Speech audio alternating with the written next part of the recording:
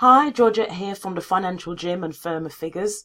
Over the next few weeks, I'm going to be discussing what it's like when you fall in love with a covert narcissist. Now, today, the first of the videos and first of the show, I'm going to be talking about how you spot a narcissist in general. Nothing can be harder when we fall in love to come to the realization that the person that we love is probably not the nicest person in the world. Even worse, that there may actually be something wrong with them. So I'm going to give you some points today that you can look out for if you suspect that this may be the case with you. In future videos, I'm going to go deeper into the covert narcissist and how you can tell them different from the other types.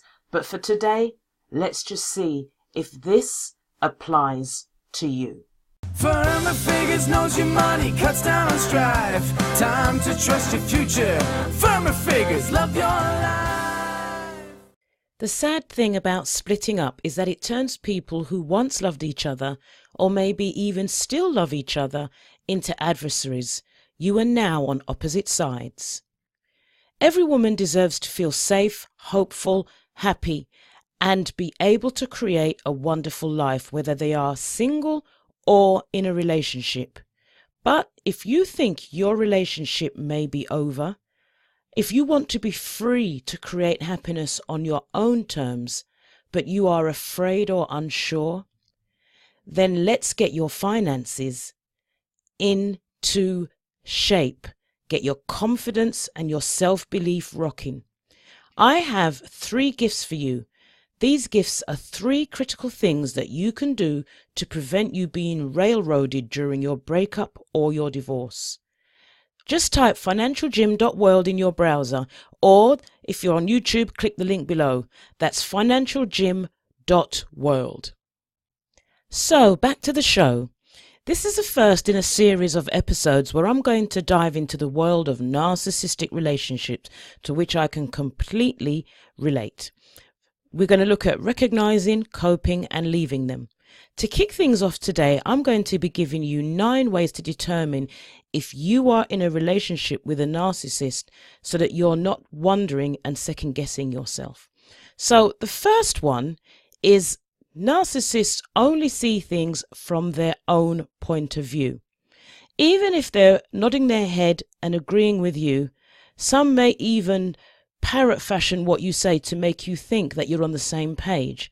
But at the end of the day, when you look back on the outcome and the actions that come later, and you look back on the conversation, you realize that they actually didn't get what it is you were trying to put across to them. And even if they did, they are not willing to look at your point of view because it simply differs from theirs. Number 2, they are full of themselves. And now we can laugh. There was always a name they used to call David Beckham. I think what it is, was it metrosexual, or correct me if I'm wrong, where someone who comes across as if they're constantly preening themselves or looking at themselves in the mirror. Now, we live in a world where we are surrounded by people in the media. You look at hip hop, where all the guys all have their shirts off and everyone's got a 6-pack. The girls always have the tidies behinds and the most wonderful hair. But that is a vanity that we are feeding off of each other. But there's a point when it becomes a more higher level, where people are not only preening themselves or feeling that they are wonderful, but they do it in a way where they look as if, or act as if, they are superior, and anything that differs from them is less than that. So if they like something, well, that's what you're supposed to like. If you like something different, well, then you're a little bit stupid then, aren't you? So they are just so full of who they are. Everything they touch, they will tell you themselves how wonderful they are and how wonderful it is. They just have an inflated ego. They actually don't realize that sometimes they give answers to things or respond in a way that just makes them come across as arrogant. And if you were to point that out to them, they would look at you as if, I don't know what you're talking about. I'm just stating a fact. 4, they have a false sense of superiority. So you have someone who's actually, in an example, I used to have somebody in my life who used to constantly say, Whatever I've always wanted, I've always gotten. And I remember I'd look at them and think, well, you couldn't have wanted very much, because when you look at the outcomes of their life, you look at the areas of life like family, friendship, finances, in every area that related to them, they were actually quite mediocre. In fact, they were quite useless in some of them. Couldn't even make it work on the most basic level, but they will constantly speak as if they are the most successful, beautiful, wonderful person. And you're looking at them thinking, really? You say you're a great driver, but you've crashed your car 4 times this year. The two just don't add up. Number 5, they have no intuitive understanding, commonly known as empathy, or, to take it further, compassion. So have you ever spoken to your partner or a friend or a member of family? And I used to do this on purpose with mine. They would be telling me something and I've completely lost interest because I know it's all BS. It's a load of crap. So just to test the water, I would deliberately go, and try and show, not just with my eyes, but physical and verbal sounds that were saying, I've had enough. And the person would ignore them completely. If they did pick up on them, the response would be, are you listening to me? I'm trying to talk to you.